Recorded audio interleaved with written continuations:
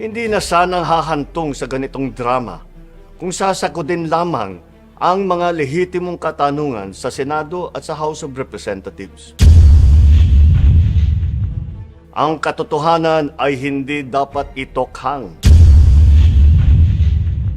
Imbis na diretsahang sagot, nililihis pa sa kwentong chicheria.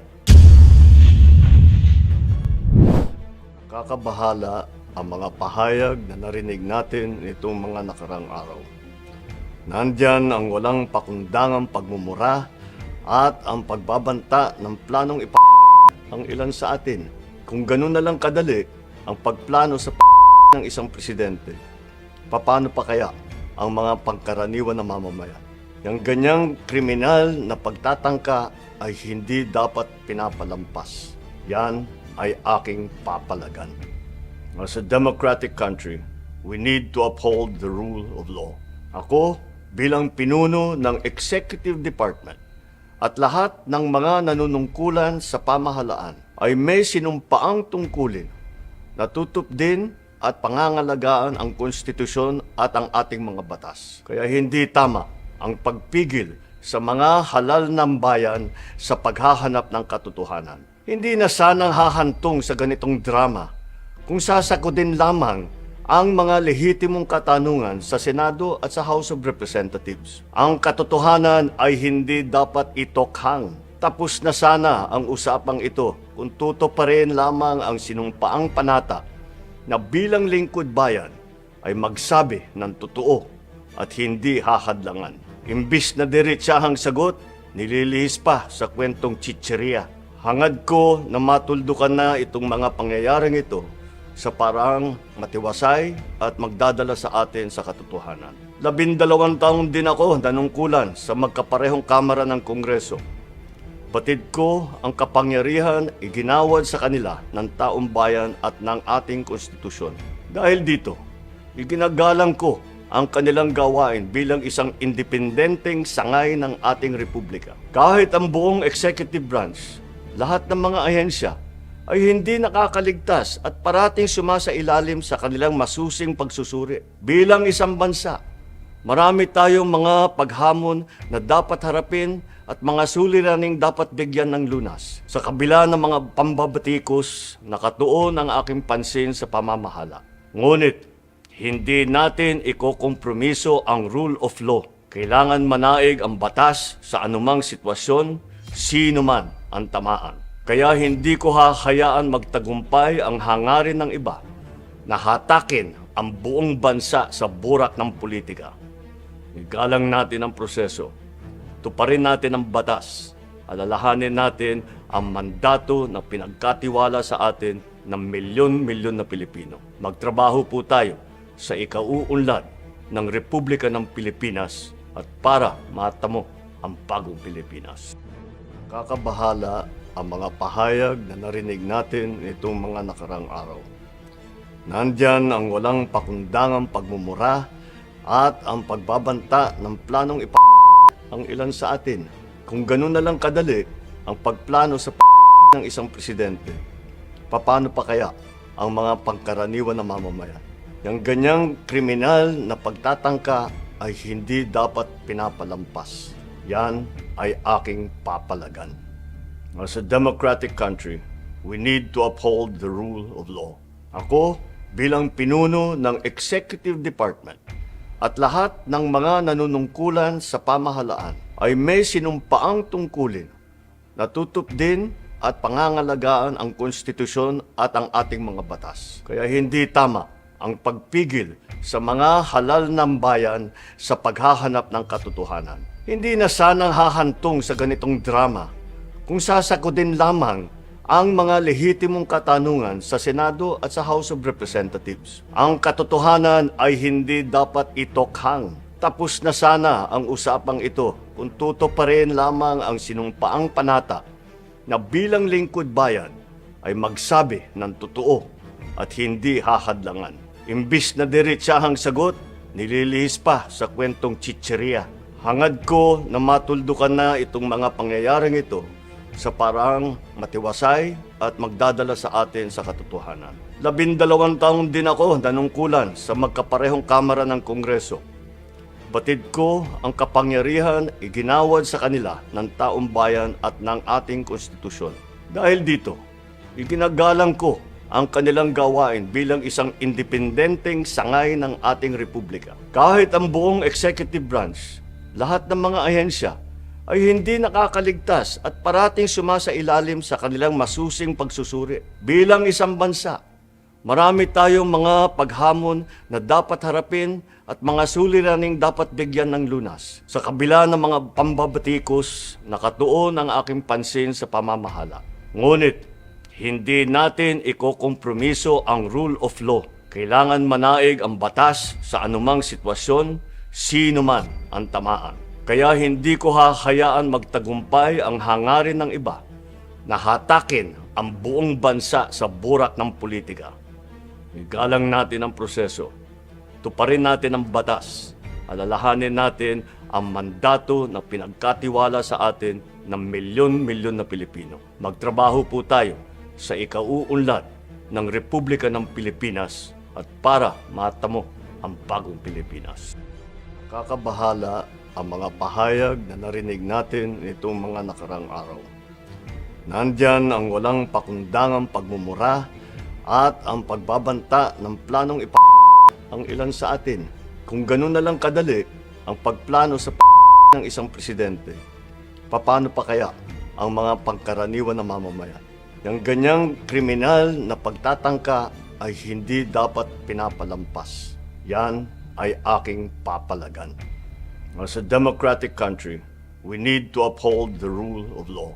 Ako, bilang pinuno ng Executive Department at lahat ng mga nanunungkulan sa pamahalaan ay may sinumpaang tungkulin na tutup din at pangangalagaan ang konstitusyon at ang ating mga batas. Kaya hindi tama ang pagpigil sa mga halal ng bayan sa paghahanap ng katotohanan. Hindi na sanang hahantong sa ganitong drama kung sasagutin lamang ang mga lehitimong katanungan sa Senado at sa House of Representatives. Ang katotohanan ay hindi dapat itokhang. Tapos na sana ang usapang ito kung tutuparin lamang ang sinumpaang panata na bilang lingkod bayan ay magsabi ng totoo at hindi hahadlangan. Imbis na diretsahang sagot, nililihis pa sa kwentong chicheria.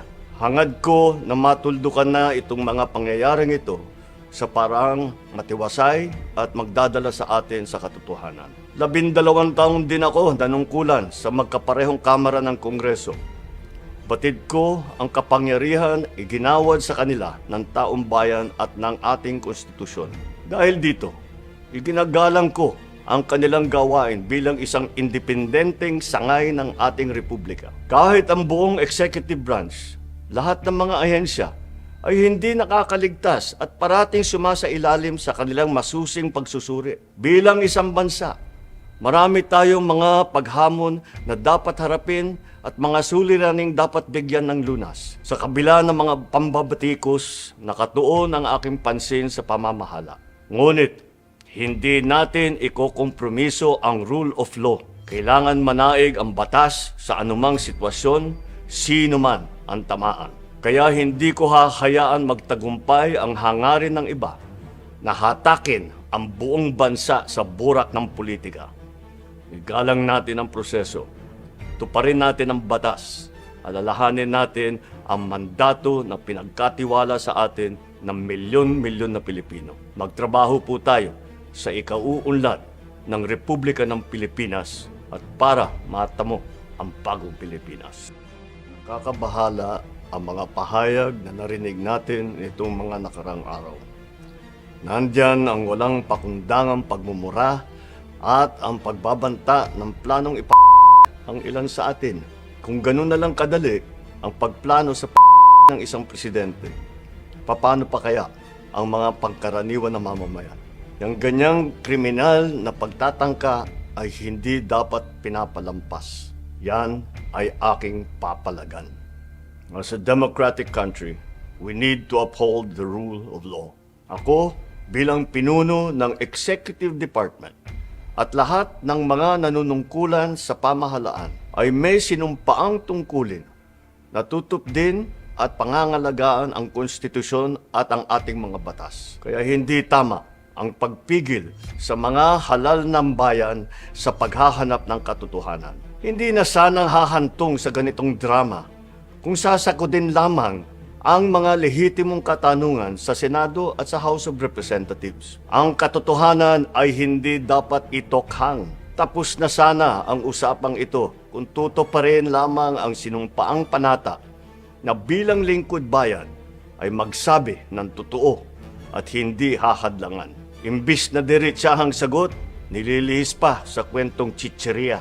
Hangad ko na matuldukan na itong mga pangyayaring ito sa parang matiwasay at magdadala sa atin sa katotohanan. 12 taon din ako nanungkulan sa magkaparehong kamara ng Kongreso. Batid ko ang kapangyarihan iginawad sa kanila ng taong bayan at ng ating konstitusyon.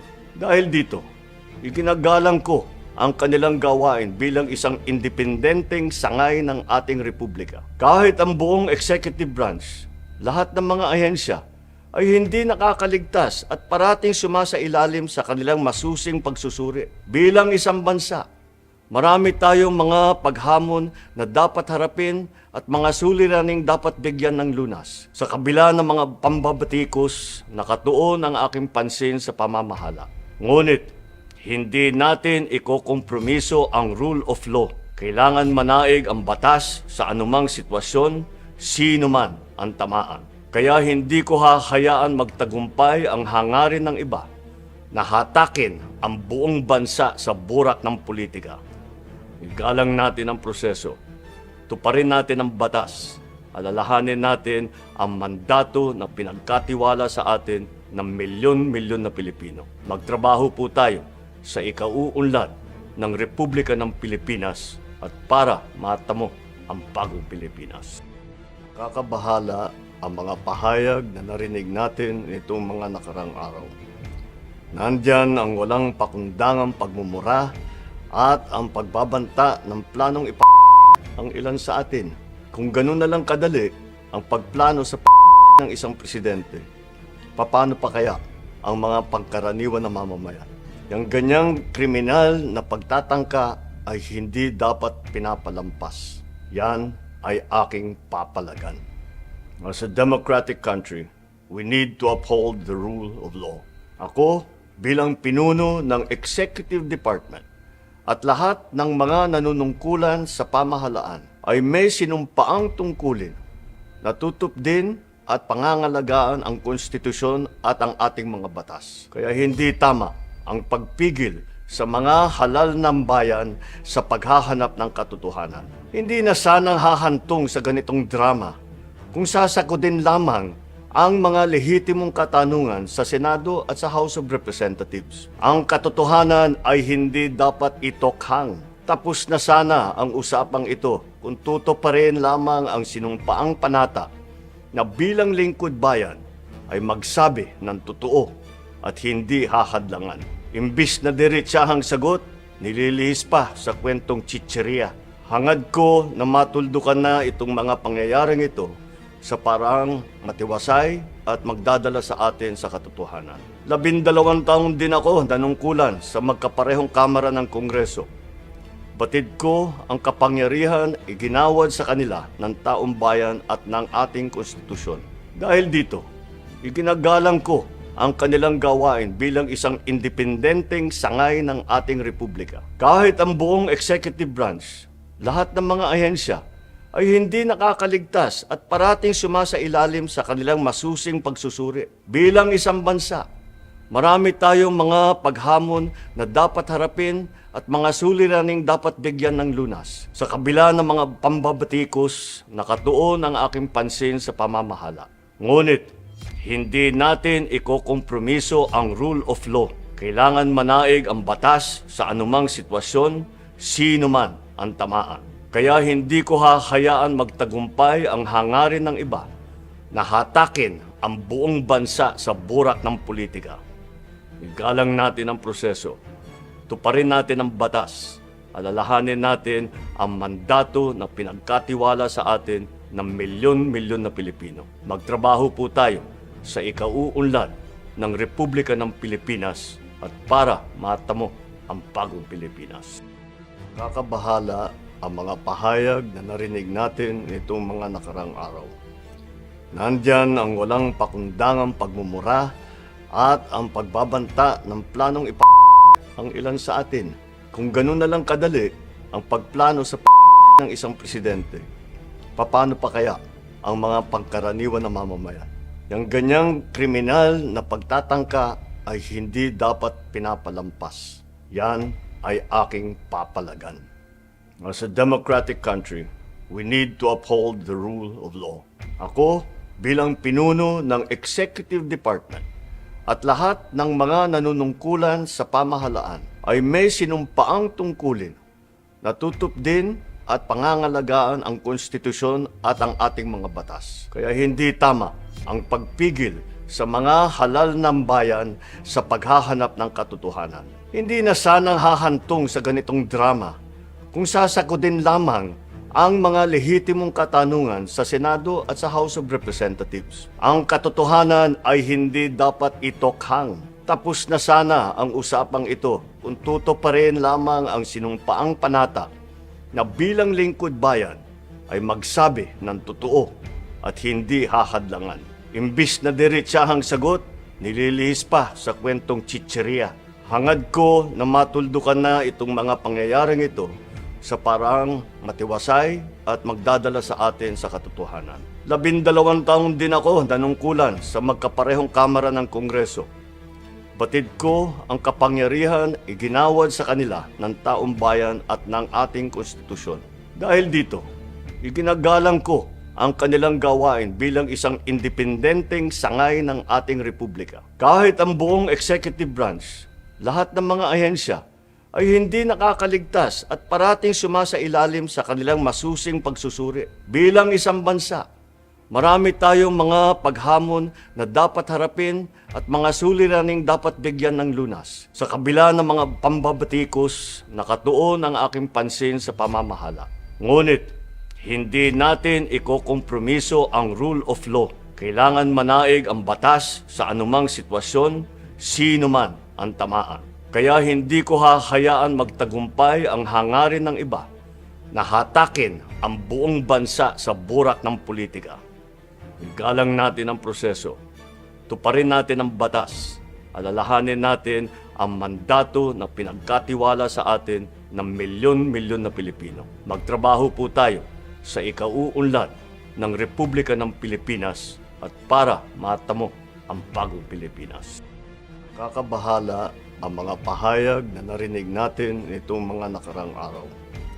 Nandyan ang walang pakundangang pagmumura at ang pagbabanta ng planong ang ilan sa atin. Kung ganun na lang kadali ang pagplano sa ng isang presidente, paano pa kaya ang mga pangkaraniwan na mamamayan? Yang ganyang kriminal na pagtatangka ay hindi dapat pinapalampas. Yan ay aking papalagan. As a democratic country, we need to uphold the rule of law.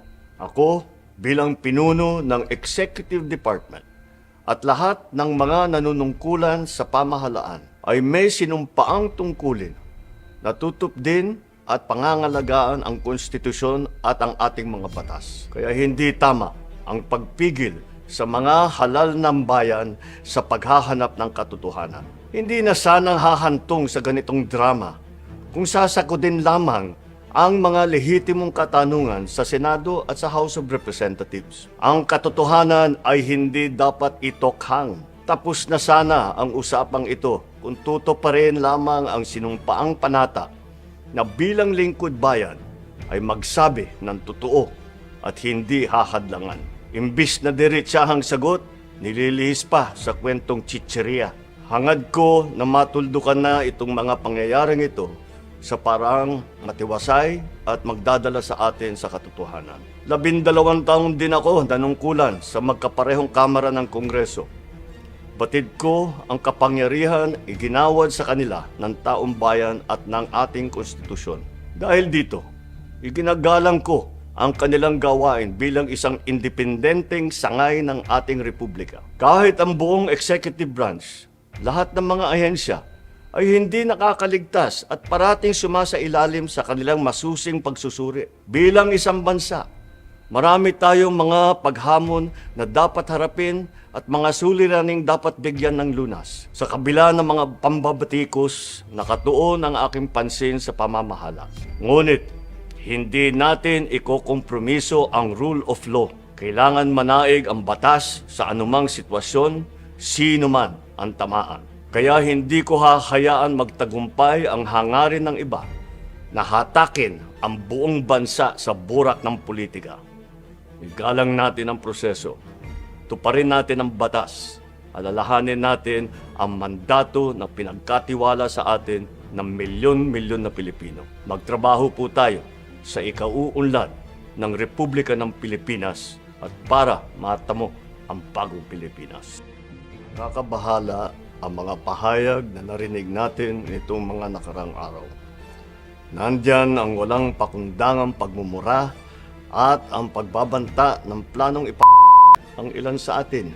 Kung ganun na lang kadali ang pagplano sa ng isang presidente, paano pa kaya ang mga pangkaraniwan na mamamayan? Yung ganyang kriminal na pagtatangka ay hindi dapat pinapalampas. Yan ay aking papalagan. As a democratic country, we need to uphold the rule of law.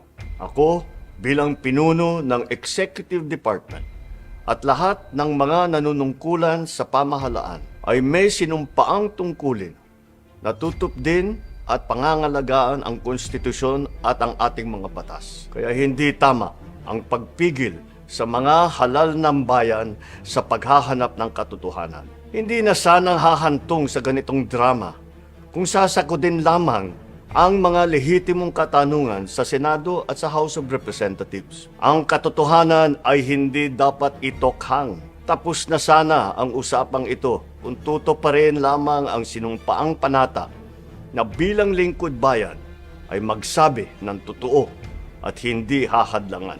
Imbis na diretsahang sagot, nililihis pa sa kwentong chicheria. Hangad ko na matuldukan na itong mga pangyayaring ito sa parang matiwasay at magdadala sa atin sa katotohanan. 12 taon din ako nanungkulan sa magkaparehong kamara ng Kongreso. Batid ko ang kapangyarihan iginawad sa kanila ng taong bayan at ng ating konstitusyon. Dahil dito, iginagalang ko ang kanilang gawain bilang isang independenteng sangay ng ating republika. Kahit ang buong executive branch, lahat ng mga ahensya ay hindi nakakaligtas at parating sumasailalim sa kanilang masusing pagsusuri. Bilang isang bansa, marami tayong mga paghamon na dapat harapin at mga suliraning dapat bigyan ng lunas. Sa kabila ng mga pambabatikos, nakatuon ang aking pansin sa pamamahala. Ngunit, hindi natin ikokompromiso ang rule of law. Kailangan manaig ang batas sa anumang sitwasyon, sino man ang tamaan. Kaya hindi ko hahayaan magtagumpay ang hangarin ng iba na hatakin ang buong bansa sa burak ng politika. Igalang natin ang proseso. Tuparin natin ang batas. Alalahanin natin ang mandato na pinagkatiwala sa atin ng milyon-milyon na Pilipino. Magtrabaho po tayo sa ikauunlad ng Republika ng Pilipinas at para matamo ang bagong Pilipinas. Kakabahala ang mga pahayag na narinig natin nitong mga nakarang araw. Nandyan ang walang pakundangang pagmumura at ang pagbabanta ng planong ang ilan sa atin. Kung ganun na lang kadali ang pagplano sa ng isang presidente, paano pa kaya ang mga pangkaraniwan na mamamayan? Yung ganyang kriminal na pagtatangka ay hindi dapat pinapalampas. Yan ay aking papalagan. As a democratic country, we need to uphold the rule of law. Ako, bilang pinuno ng Executive Department at lahat ng mga nanunungkulan sa pamahalaan ay may sinumpaang tungkulin na tutup din at pangangalagaan ang konstitusyon at ang ating mga batas. Kaya hindi tama ang pagpigil sa mga halal ng bayan sa paghahanap ng katotohanan. Hindi na sanang hahantong sa ganitong drama kung sasakodin lamang ang mga lehitimong katanungan sa Senado at sa House of Representatives. Ang katotohanan ay hindi dapat itokhang. Tapos na sana ang usapang ito kung tutuparin lamang ang sinumpaang panata na bilang lingkod bayan ay magsabi ng totoo at hindi hahadlangan. Imbis na diretsahang sagot, nililihis pa sa kwentong chicheria. Hangad ko na matuldukan na itong mga pangyayaring ito sa parang matiwasay at magdadala sa atin sa katotohanan. 12 taon din ako nanungkulan sa magkaparehong kamara ng Kongreso. Batid ko ang kapangyarihan iginawad sa kanila ng taong bayan at ng ating konstitusyon. Dahil dito, iginagalang ko ang kanilang gawain bilang isang independenteng sangay ng ating republika. Kahit ang buong executive branch, lahat ng mga ahensya ay hindi nakakaligtas at parating sumasailalim sa kanilang masusing pagsusuri. Bilang isang bansa, marami tayong mga paghamon na dapat harapin at mga suliraning dapat bigyan ng lunas. Sa kabila ng mga pambabatikos, nakatuon ang aking pansin sa pamamahala. Ngunit, hindi natin ikokompromiso ang rule of law. Kailangan manaig ang batas sa anumang sitwasyon, sino man ang tamaan. Kaya hindi ko hahayaan magtagumpay ang hangarin ng iba na hatakin ang buong bansa sa burak ng politika. Igalang natin ang proseso, tuparin natin ang batas, alalahanin natin ang mandato na pinagkatiwala sa atin ng milyon-milyon na Pilipino. Magtrabaho po tayo sa ikauunlad ng Republika ng Pilipinas at para matamo ang bagong Pilipinas. Kakabahala ang mga pahayag na narinig natin nitong mga nakarang araw. Nandyan ang walang pakundangang pagmumura at ang pagbabanta ng planong ang ilan sa atin. Kung ganun na lang kadali ang pagplano sa ng isang presidente, paano pa kaya ang mga pangkaraniwan na mamamayan? Yang ganyang kriminal na pagtatangka ay hindi dapat pinapalampas. Yan ay aking papalagan. As a democratic country, we need to uphold the rule of law. Ako, bilang pinuno ng Executive Department at lahat ng mga nanunungkulan sa pamahalaan ay may sinumpaang tungkulin na tutupdin at pangangalagaan ang konstitusyon at ang ating mga batas. Kaya hindi tama ang pagpigil sa mga halal ng bayan sa paghahanap ng katotohanan. Hindi na sanang hahantong sa ganitong drama kung sasagutin lamang ang mga lehitimong katanungan sa Senado at sa House of Representatives. Ang katotohanan ay hindi dapat itokhang. Tapos na sana ang usapang ito kung tutuparin lamang ang sinumpaang panata na bilang lingkod bayan ay magsabi ng totoo at hindi hahadlangan. Imbis na diretsahang sagot, nililihis pa sa kwentong chicheria. Hangad ko na matuldukan na itong mga pangyayaring ito sa parang matiwasay at magdadala sa atin sa katotohanan. 12 taon din ako nanungkulan sa magkaparehong kamara ng Kongreso. Batid ko ang kapangyarihan iginawad sa kanila ng taong bayan at ng ating konstitusyon. Dahil dito, iginagalang ko ang kanilang gawain bilang isang independenteng sangay ng ating republika. Kahit ang buong executive branch, lahat ng mga ahensya ay hindi nakakaligtas at parating sumasailalim sa kanilang masusing pagsusuri. Bilang isang bansa, marami tayong mga paghamon na dapat harapin at mga suliraning dapat bigyan ng lunas. Sa kabila ng mga pambabatikos, nakatuon ang aking pansin sa pamamahala.